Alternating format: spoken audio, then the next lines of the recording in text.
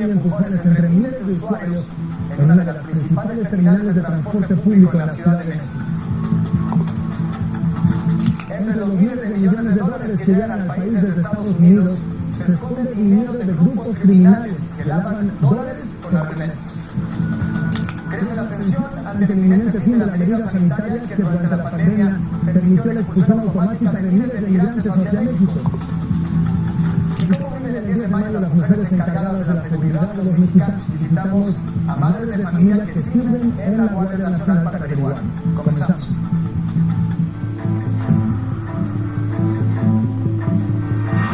Muy buenas noches, yo soy Enrique Acevedo y estas son las noticias en punto. La estación Pantitlán de la línea 9 del metro es una de las principales centros de comunicación en la capital del país. Ahí convergen otras líneas del metro y alternativas como el Metrobús y el Mexibus. Tan solo entre los meses de enero y marzo de este año, más de 4,5 millones de personas utilizaron la estación Pantitlán. Por eso es tan importante contarle de lo que pasó ahí esta mañana, cuando cientos de usuarios se vieron involucrados en una estampida humana de la que escaparon como pudieron. La historia es con información de Jesús Barba y de Álvaro Márquez.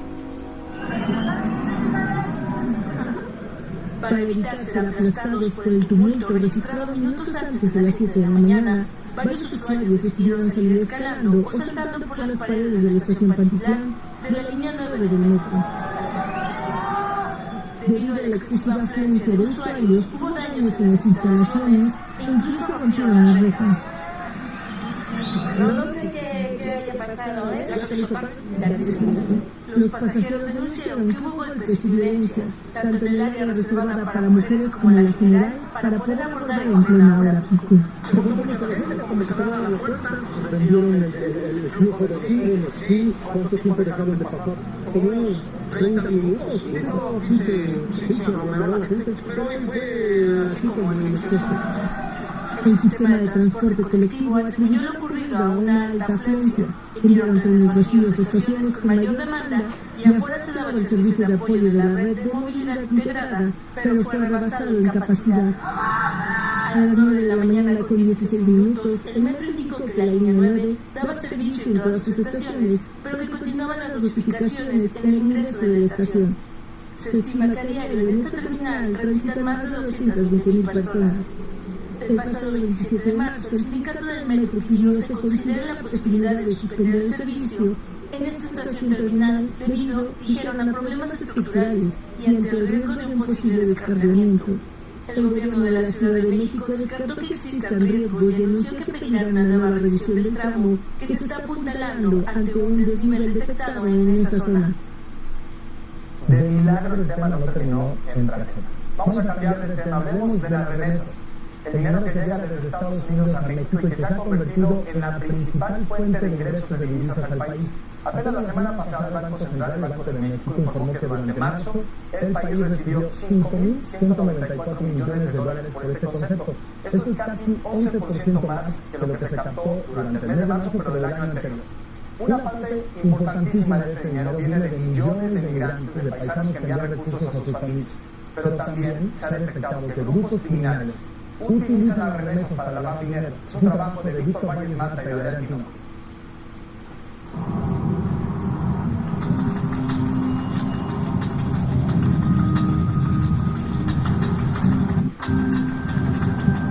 El año pasado, México recibió un flujo sin precedentes por envío de remesas, 150 millones de transacciones y más de 58,000 millones de dólares en un año. Las remesas son la principal fuente de ingresos de divisas al país, dejando atrás a las exportaciones petroleras, agroindustriales y al turismo. Más de 12 millones realizan miles de envíos de dinero a México anualmente.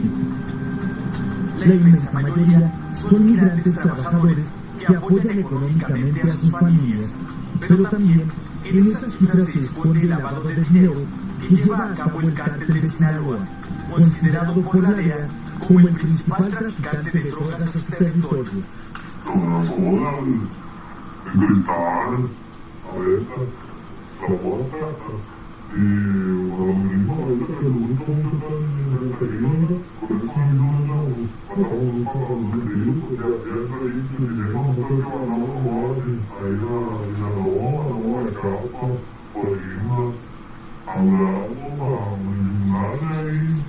El equipo de Un Punto logró documentar el modo en que opera el cártel en Estados Unidos para blanquear millones de dólares cada año a través de las remesas.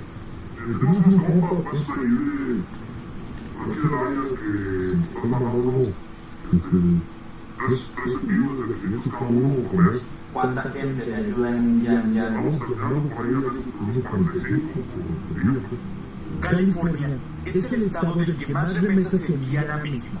Solamente el año pasado salieron de aquí 18.432 millones de dólares.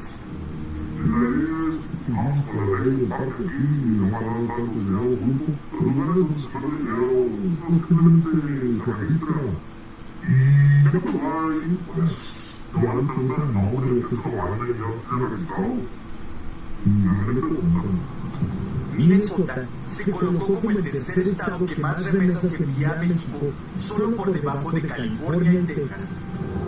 Pero a diferencia de California, donde los inmigrantes mexicanos representan un 28% de la población, en Minnesota la comunidad mexicana es reducida, solo representa un 3%.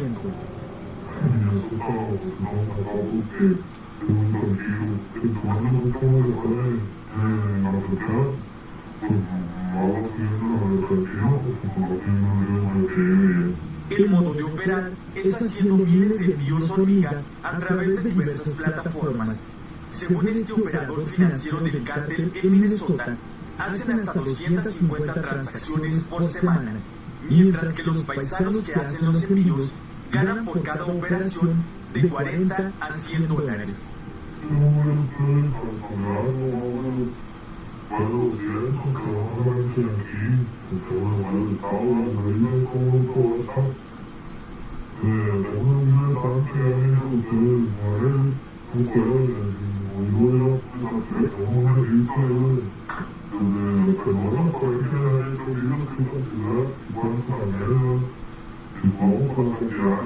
Tanto en Minnesota como en California, el crimen organizado utiliza su poder económico y de intimidación para facilitar los envíos de remesas.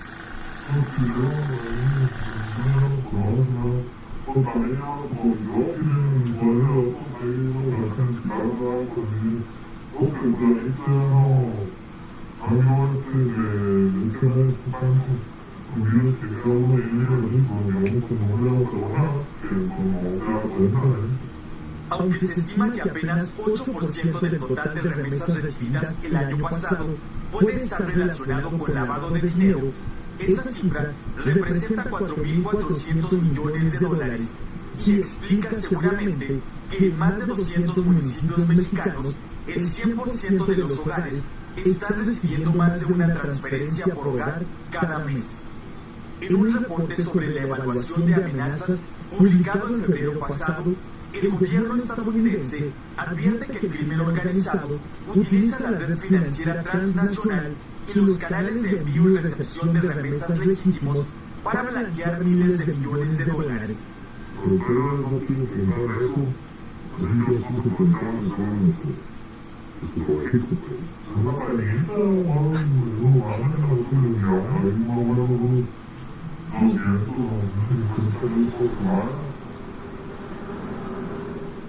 Mañana le tendremos otra entrega sobre esta investigación. Y desde el arranque de la pandemia, Estados Unidos se ha servido de una medida conocida como Título 42 para expulsar automáticamente a cientos de miles de migrantes, la mayoría hacia nuestro país. Esto gracias a los acuerdos entre ambos gobiernos. El asunto ha generado un crecimiento sin precedente de la población migrante en México. De enero a marzo de lo que va de este año, fueron registradas 111.505 personas en situación migratoria irregular en México. Eso es 133.8% más que el mismo periodo del año pasado. Son principalmente venezolanos, ecuatorianos, guatemaltecos y hondureños. Con el inminente fin de este Título 42, muchos de estos migrantes se han sumado a otros en la frontera con la esperanza de poder cruzar esta semana. La información es de corresponsales de más y de mi compañero Guillermo Blanco, de Más Gui. La iniciativa de la Asamblea Ilegal porque ya estaba intentando de la manera legal, no lo hacía por mí, sino por mi hija, pues porque no quería que ella pasara por lo que estamos pasando ahora. Unos 2.500 migrantes han hecho de las calles de El Paso, Texas, su hogar, a la espera de que sus trámites migratorios puedan avanzar. Su paso por México, casi todos lo describen como una tortura. Nada más el simple hecho de tú desnudar a una mujer y introducirle tus dedos, ya es un abuso. Sí, claro, Agua Pan han sido muy pacientes, ¿verdad? Porque ellos tratan de buscar una vida mejor, y yo creo que ahorita sí les pusieron un poquito de presión. ¿Sí sabes lo que estamos hablando? Personal de aduanas y de la patrulla fronteriza vigilan la zona. Son tácticas intimidatorias en donde están trayendo una veintena de agentes de migración armados a cerca de una iglesia, cerca de lo que es una zona sensible. La oportunidad ahora nunca, claro, sí, así por la buena mano. En Tijuana, cientos de personas han pasado al menos 4 días en la zona que separa a México de Estados Unidos, en espera de que los agentes de la patrulla fronteriza les permitan la entrada para solicitar asilo. Lo único que nos traen es agua. Agüita y unas galletitas y eso, pero en cuanto a comida, pues no. Hay que informarte de atrás, ¿sale? ¿Vale? Allá está, ¿sale? Ahí está hola, ya sale. Mientras, en Tapachula, Chiapas, en la frontera sur, siguen llegando más migrantes. A mi ignorancia yo digo que ya, creo que ya no nos van a dejar pasar, pienso yo. Sí, todos están en esperanza. El presidente López Obrador conversó hoy durante una hora con Joe Biden. Ambos mandatarios reafirmaron el compromiso de trabajar juntos en el tema migratorio, en el combate al tráfico de fentanilo y también en el de armas. Sobre el flujo migratorio, ambos enfatizaron su compromiso para ampliar las vías regulares de movilidad en la región y modernizar la frontera común. En el mismo sentido se pronunció la Casa Blanca. Biden se comprometió a valerse de todos los medios disponibles para hacerle frente al tráfico de armas y reducir su flujo hacia México, que tanto daño hace y que nutre el poder del crimen organizado. Y esta mañana el presidente López Obrador reaccionó a la decisión de la Suprema Corte de Justicia que ayer invalidó por faltas al procedimiento legislativo la primera parte del llamado Plan B de la reforma electoral. En la Comisión Permanente del Congreso el tema también formó parte de la discusión. Es información de Claudia Flores. El golpismo de la Suprema Corte de Justicia de la Nación y reforma del Poder Judicial. Así comenzó el debate en la sesión de la Comisión Permanente, donde morenistas y opositores se descalificaron mutuamente. Lo que les cala es que hubo 9 ministros decentes. La realidad es que en Morena hoy saben que no tienen de rodillas al Poder Judicial. La derecha es golpista, es hipócrita. La tremenda Corte de Tres Patines se quedó corta. Desde esta tribuna quiero decirles que la Corte no se toca. Al final del debate, el coordinador de Morena anunció que presentarán una iniciativa para quitar el control del Consejo de la Judicatura a la ministra presidenta. El Poder Legislativo tiene facultades de control parlamentario sobre los ministros de la Corte. Lo que sucede es que no los hemos ejercido. También tenemos un recurso que poco se aborda, es el juicio político en caso de que se vulneren principios fundamentales de la Constitución y se reitere sistemáticamente la violación o la invasión de facultades de otros poderes. El juicio político, por cierto, pendiente de Yasmín Esquivel. El coordinador de los diputados de Morena también se sumó a la idea de promover una reforma para que los ministros sean elegidos democráticamente.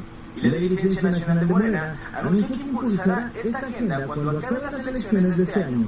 Esa reforma al Poder Judicial, que esos ministros no sean arreglos de cúpulas o de grupos, sino que vengan de manera democrática, electos por la gente. Esta mañana el presidente López Obrador manifestó su inconformidad por el fallo de la Corte. No tiene remedio el Poder Judicial. Está podrido. Están actuando de manera facciosa. Imagínense ponerle la plana al poder legislativo. Forman parte del supremo poder conservador que están dedicados a obstaculizar la transformación del país para sostener el viejo régimen en un acto de prepotencia y de autoritarismo. Se atreven a cancelar la ley los ministros de la Corte. En una sesión en la que prácticamente solo estuvieron diputados de Morena, el Congreso de la Ciudad de México aprobó una reforma que abre la posibilidad para que la fiscal Ernestina Godoy permanezca al frente del cargo por 4 años más, si el Congreso lo autoriza y sin competir en una terna.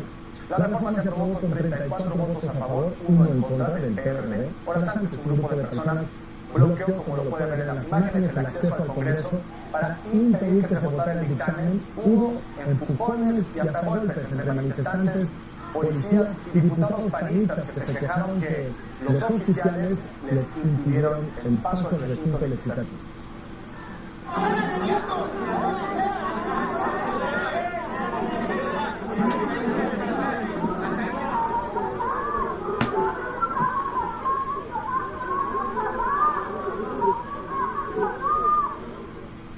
Hasta ahí la información política esta noche. En el seguimiento que estamos haciendo sobre la crisis que ocasiona la escasez y la contaminación de agua en distintos puntos del país, fuimos hasta las colonias de la zona metropolitana de Puebla, de la capital poblana. Cada trimestre les cobran más por un servicio que, además de ser intermitente, en muchos casos resulta inexistente. La información es de mi compañero Antonio Morán. Pero todo el mes de abril de plano no hubo agua, pero los residuos que están ahí en el buzón son un cuento, no le digo, ¿qué chiste tiene? ¿No? Que a lo mejor yo como inquilino no trate de estar al corriente si no tengo los servicios. El 15 de julio de 2022, el Congreso de Puebla aprobó un incremento en el costo del agua potable que va del 4 al 7% por cada trimestre del año. Esto a propuesta del Sistema Operador de los Servicios de Agua Potable y Alcantarillado de la capital. El incremento para los habitantes de la zona metropolitana está resultando imposible de pagar, porque además el agua tarda semanas en llegar, como ocurre en algunas colonias, como la unidad habitacional Fuentes de San Bartolo. A escasa el agua, nada más nos cae una vez por semana. Pues está difícil para todo el edificio. Es excesiva en cierta manera porque pues como no nos llega constante el agua, pues se nos hace injusto y cuando ya no es suficiente tenemos que comprar En la capital de Puebla, el sistema de servicio de agua potable se privatizó desde hace 10 años a la empresa Agua de Puebla para Todos, concesiones integrales. La malas prácticas que le está permitiendo su papá a Agua de Puebla es que te cobran agua que no sabes cuántos metros cúbicos de agua te están cobrando. Además, la concesionaria te cobra igual, te cobra el recargo se desprende de un pago individual y aparte te cobra la condición en los casos donde ya suspendido. Para este 2023 se contemplan un total de 4 aumentos tarifarios. El primero ocurrió en el mes de febrero, el segundo en mayo, uno más en agosto y el último para el mes de noviembre. La exigencia de la calidad del agua, lo plasmado, lo establecido en el contrato de esta empresa Agua de Puebla para Todos, concesiones integrales, pues es un estricto cumplimiento, ¿no? Si está cumpliendo o no, o el muestreo de la propia realidad social deja entrever que no es así. Mañana, 10 de mayo, se celebra en todo el país, Día de las Madres, pero por sus trabajos, muchas no pueden pasar el día con sus familias. Entre ellas están algunas mujeres que forman parte de la Guardia Nacional y que mañana, en vez de celebrar con los suyos, pasarán el día asegurándose que los demás tengamos un festejo seguro. Mi compañera Elizabeth Marvin platicó con ellos. Fátima tiene 30 años y es madre de familia. En 2021 se integró a las filas de la Guardia Nacional. Anteriormente era totalmente ama de casa. Era 100% mamá, era 100% esposa. Cuando decido entrar a Guardia Nacional fue la separación total. No he podido estar en casa, en un festival de mis hijos, no. Solamente he recibido vía telefónica fotografías, videos, no es muy fácil de asimilar, pero no es imposible, ¿no? Tenemos que aprender a ser fuertes. Asegura que sus hijos de 9 y 7 años, respectivamente, son su motivación para seguir en la corporación. Cuando te toca estar en algún lugar remoto que no tiene señal, a veces porque ni siquiera un mensaje de texto sale, entonces solamente faltan tantos días, sí es un poco complicado, pero te vas acostumbrando. Mi hijo pequeño, el de 7 años, me dijo, mami, estoy nerviosa de ti. Yo quiero ser doctor porque cuando tú te enfermes, yo te voy a cuidar. Marisol también es guardia nacional. Asegura que a pesar de lo complicado de combinar trabajo y la maternidad de 2 niñas, con su labor busca ser ejemplo para su familia. Solamente de estos 3 años, una vez he estado en mi casa.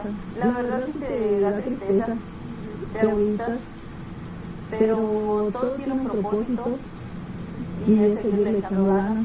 ¿Por qué? Por el bienestar de tus niños. Una llamada, una llamadita, la voz, felicidades mamá, te quiero, te amo, son palabritas que siempre te llenan de mucha alegría. Dicen que cuando están en comisión, lo que las mantiene en contacto con sus hijos son fotos, mensajes, videos, videollamadas y algún recuerdo en sus maletas. Tengo 2 peluchitos, una de cada uno. En ocasiones mis hijos no son de mami, metí, no sé, un dulcecito, abro la maleta y ahí está. Mi hijo es amante de un perrito, la vez pasada me lo echó, los ves y dices, wow. ¡Guardia Nacional! ¡Justicia!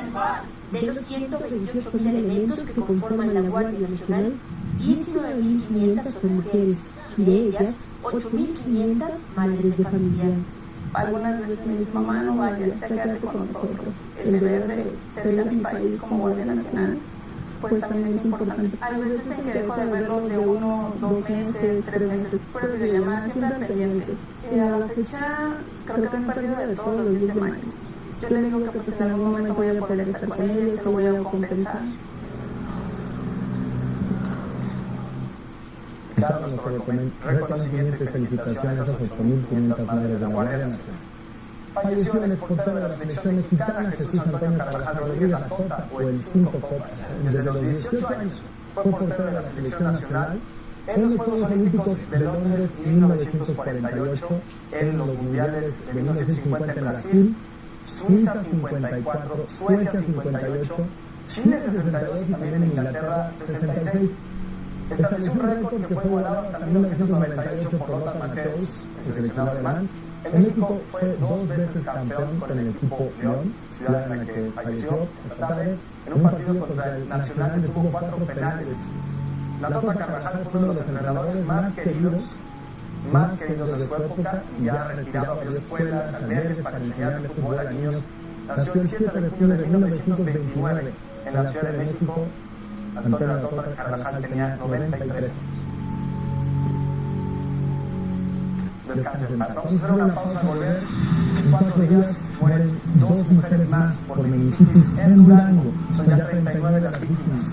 Y además entra en vigor el decreto que limita trámites y derechos a deudores alimentarios. Le cuento en unos instantes. Cuando duermes mal, se nota. Restonic, el colchón tecnológicamente perfecto para un gran descanso.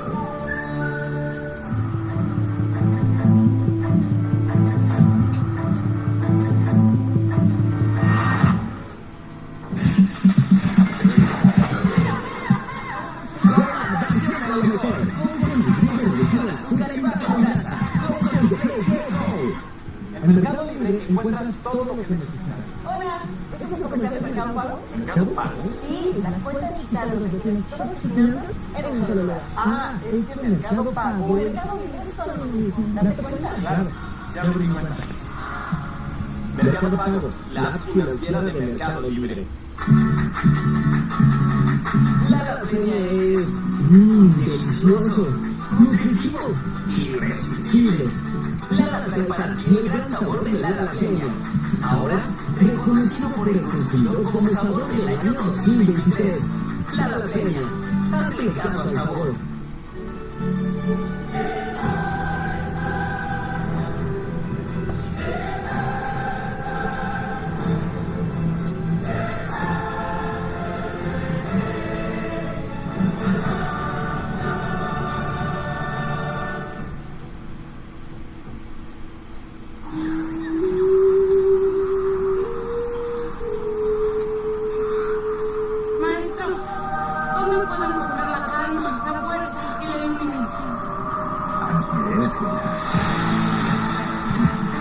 Aquí es, la respuesta está en 924.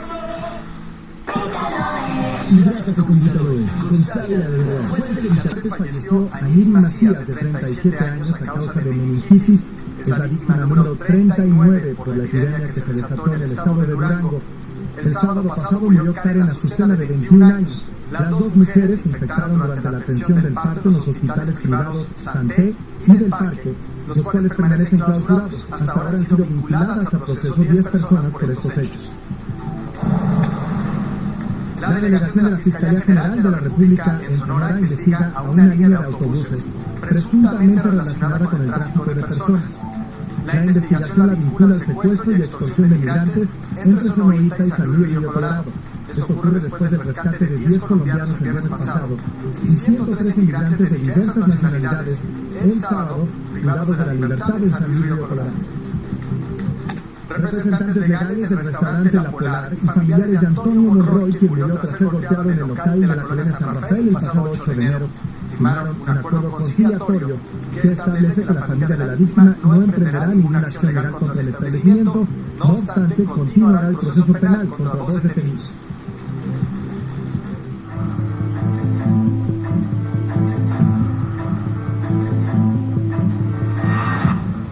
El día de hoy entró en vigor el Registro Nacional de Obligaciones Alimentarias, donde se establecen las restricciones para personas que deban pensión alimentaria a sus hijos. Mi compañera Elizabeth Mavi platicó con algunas de las madres afectadas. Desde hace 3 años, Talía asegura, espera que su ex esposo deposite la pensión alimenticia acordada para su hija de 6 años. Hoy estamos en mayo del 2023 y no hay un solo pago. Se aprovechan porque sacamos a nuestros hijos adelante, ¿no? Y que nosotras estamos por ese amor. Talía dice que gracias a sus padres ha podido solventar los gastos. Convenimos que pagaría la escuela al 100% de mi hija y desde Kinder 1 yo pago la escuela, ¿no? Y mi hija está por terminar preprimaria. Este apoyo de las autoridades, también de los juzgados, tarda muchísimo en resolver, ¿no? En mi caso hay una ausencia de pensión y ¿qué sucede? Nada, ¿no? Esta persona lo alarga y lo alarga. Liliana es madre de 3 hijos. Ella asegura que su ex esposo prefirió quitarle la guarda y custodia acusándole de maltrato para no seguir pagando pensión. Todo empieza con una denuncia falsa. Como llegan más los gastos, decidió iniciar esto asesorado. El juez pues ha sido muy omiso. Con la entrada en vigor del nuevo Registro Nacional de Obligaciones Alimentarias, los morosos inscritos por los jueces no podrán ser candidatos a puestos de elección popular, ni jueces ni magistrados. Tampoco podrán salir del país, tramitar licencias o permisos de conducir y pasaportes. Además, la situación se ventilará cuando la persona contraiga matrimonio civil. Yo creo que era algo que ya las mujeres de México se debía desde hace muchísimo tiempo. También resulta súper lamentable, ¿no?, que tengamos que llegar a esta cuestión, ¿no?, que tengas que llegar a ser exhibido para que te hagas responsable, ¿no?, de tus hijos. No es un padrón que esté en contra de los hombres, está en contra de los desobligados que abandonan a sus hijos.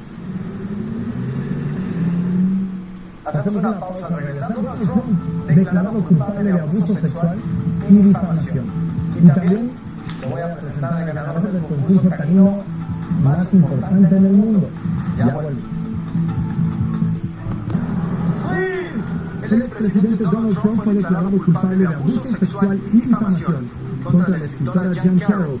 En cuanto al delito de violación, el jurado de Manhattan concluyó que no quedó probado.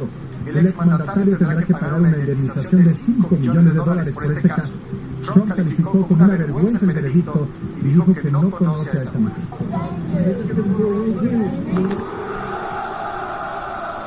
Con un desfile en la Plaza Roja, el presidente ruso Vladimir Putin encabezó la conmemoración del Día de la Victoria, que marca la derrota de las fuerzas nazis en la Segunda Guerra Mundial. Putin afirmó que triunfará frente a Ucrania y acusó a Occidente de desatar una guerra contra Rusia.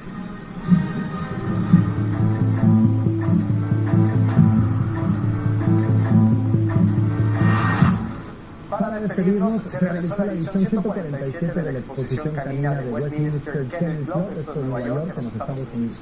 Participaron más de 3,000 perros, fueron entrenados por meses. El ganador de este año fue Buddy Holly, de 6 años, de la raza pequeño Basset Grifón Verdeano, originario de Palm Springs, en California. Es el primer perro de su raza en ganar en la categoría general. Su dueña y entrenador aseguró que desde que tenía 9 años, su sueño, ella no el perro, era ganar este concurso. El show anual canino es el segundo evento deportivo más antiguo en Estados Unidos, solo por detrás del Derby de Kentucky, que por cierto fue este fin de semana. Bueno, en nombre de todo el equipazo que hace posible el punto, gracias por el favor de su atención y su confianza. La información sigue en todas las plataformas de N+. Yo les deseo como siempre muy buenas noches y muy buenas noches.